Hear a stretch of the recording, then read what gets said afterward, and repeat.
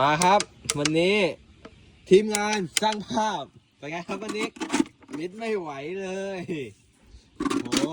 เตรียมเสบียงไว้รอพร้อมเลยครับเขาออกทุกเมื่อแม่วิทย์ไม่ไหวเลยฝนตกกระหน่ำมาจำหนับโอ้อันล่างอีก